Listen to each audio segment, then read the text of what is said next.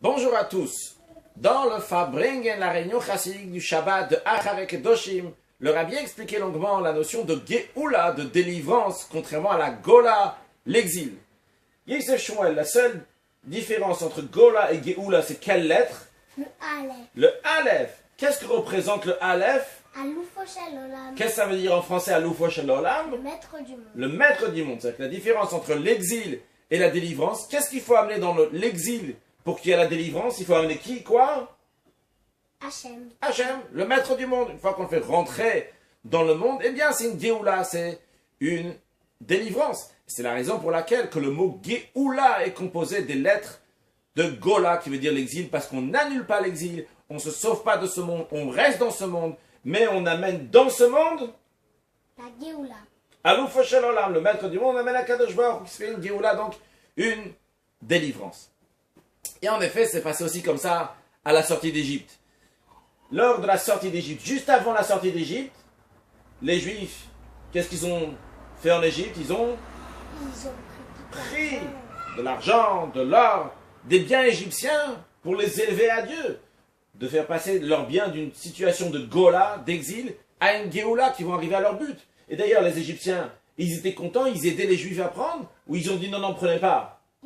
Ils ont aidé, les Juifs ne voulaient pas, mais... Même quand les Juifs ne voulaient pas. Ils ont forcé. Exactement. La Gemara, elle dit, le Talmud dit qu'ils ont forcé à prendre. C'est chouette, très bien. Donc, ils ont forcé à prendre. Pourquoi? Parce qu'il fallait que les Égyptiens eux-mêmes vont réaliser qu'il y a Aloufo Shel Olam, qu'il y a un maître du monde, qu'eux-mêmes vont participer à la sortie d'Égypte. Eux-mêmes, ils ont aidé à élever les choses de Gola, d'exil, à Géoula, en délivrance. Mais, le rabbi demande, c'est bien ça pour Aleph, Aloufo Shel Olam, pour le maître du monde. Mais il n'y avait pas que ça qui s'est passé lors de la sortie d'Égypte. Un peu plus tard, il y a eu le don de la Torah. Le don de la Torah, qu'est-ce que Dieu il a dit? Les premiers mots du don de la Torah, des 10 commandements. Je suis Hachem votre Dieu. Je suis Hachem votre Dieu. Anochi en hébreu, je suis celui que je suis. C'est l'essence de Dieu, c'est bien plus haut que Aloufo Shel Olam, maître du monde, qui a un niveau de divinité qui est lié avec la création du monde. Bereshit bara Elohim et Hashamayim et Haaretz, au commencement. Dieu créa le ciel et la terre, ça fait référence à Elohim, au nom de Dieu qui est habillé dans la nature. Mais au don de la Torah, il y avait beaucoup plus haut, il y a plus forte raison. Lorsqu'il y aura la Géoula, lorsqu'il y aura la délivrance, il n'y aura pas seulement Aloufo Shel Olam, il y aura aussi les dévoilements du don de la Torah, et même plus haut. Alors, tout ça, il faut le retrouver dans le Aleph. Alors, comment on peut retrouver tout ça dans le Aleph? A priori, Aleph, ce qu'on a appris jusqu'à présent, il n'y a que Aloufo Shel Olam, le maître du monde. Alors, Yosef Shmuel, dis-nous, il y a quelque chose de plus dans le Aleph? Oui. Oui, qu'est-ce qu'il y a de plus? Il y a déjà Alouf. C'est le maître. Maître du monde, ça on a vu très bien. Deuxième explication dans Aleph, c'est quoi? Upala, c'est... Il y a écrit dans Iyov. Aleph, Chorma, Aleph, Bina. Je vais t'apprendre la Chorma, je vais t'apprendre la Bina. Ça fait référence à la Géoula. Ça fait référence à l'étude de la Torah. Très bien. Ulpana, donc c'est l'étude. Et on a... Et Pele, c'est si on inverse les lettres de Pele, ça va faire Aleph. Très bien, si on inverse les lettres de Pele, ça va faire Aleph. Donc, on a... Mais qu'est-ce que ça veut dire Pele? Ça veut dire... Une merveille, c'est ça? Oui, des merveilles. Merveille. Donc on a ici dans le Aleph, on a trois choses. On a le Alouf, donc que Dieu c'est le maître du monde. Ça c'est la nature. C'est déjà très important. Puis on a plus que ça aussi. On a Ulpana, qui est l'étude, qui est la partie rationnelle intellectuelle qui représente donc au-delà du monde, jusqu'à Pele, jusqu'à des merveilles. Donc en effet, il y a la lumière divine qui est dans le monde Alouf. Il y a la lumière divine qui est au-delà du monde, mais rattachée avec le monde, comme la Torah qui est au-delà du monde. Mais elle enseigne le monde, attachée au monde. Et jusqu'à Pele Niflaot, des merveilles qui sont tout à fait au-delà de ça. Donc ça, c'est le dévoilement divin qu'il va y avoir lorsque Mashiach va venir.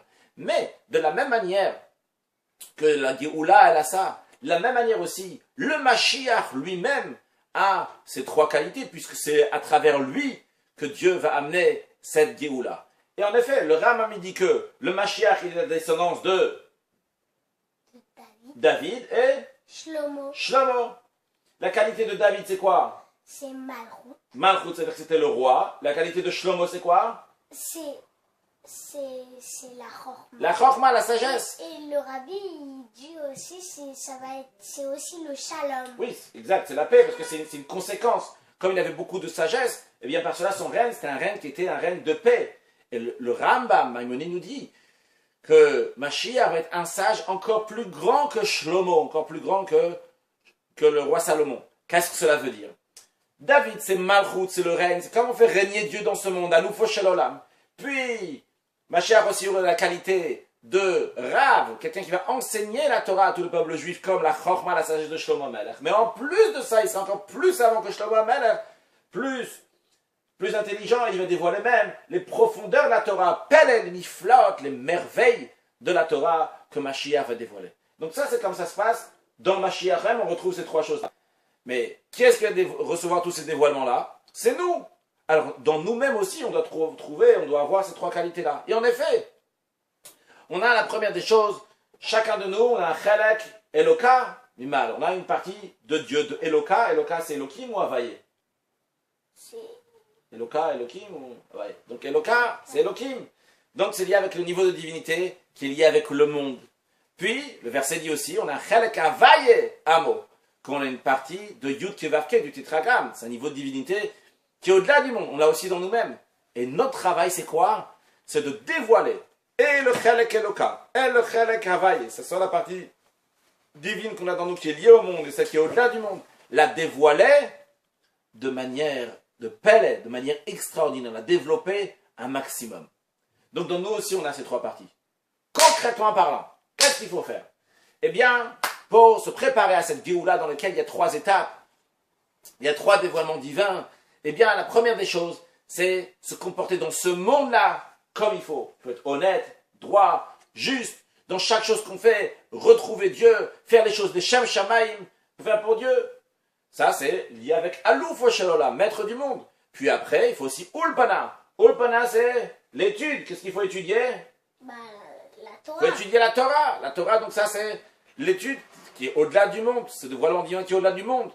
Et puis la troisième chose qu'il faut faire, c'est étudier la profondeur de la Torah, le Pelel, le Niflaot, les merveilles de la Torah, qui sont dans la Chassidoute. Et il ne faut pas seulement se contenter pour soi-même, il faut aussi diffuser ça à l'extérieur, diffuser ça à tout le monde, le partager. Et d'ailleurs, l'étude de la Chassidoute, c'est une suite des enseignements de Rabbi Shimon ben Yochai, qu'on a fêté Saïloula, le jour de l'Agba Omer, le 18e jour du mois de Iyar, et qui a dévoilé donc les secrets de la Torah, que jusqu'à aujourd'hui on les a à travers la Chassidoute, et particulièrement la Chassidoute Chabad. Parce que c'est vrai que c'est la Chassidoute, c'est quelque chose qui est pelle, qui est extraordinaire, mais ça rentre dans le Ulpana, ça rentre dans la compréhension, jusqu'à que ça s'exprime dans la vie de tous les jours, dans le concret. Donc, dans des mots simples, si on veut dire, il y a en effet, il faut bien se comporter de manière honnête. Et après, on doit faire des efforts, aller au-delà de ce qui est juste qu'on doit faire. Mais après, on doit aller encore plus loin que ça, faire des choses sans aucun intérêt, quelque chose qui est pelle, quelque chose qui est extraordinaire.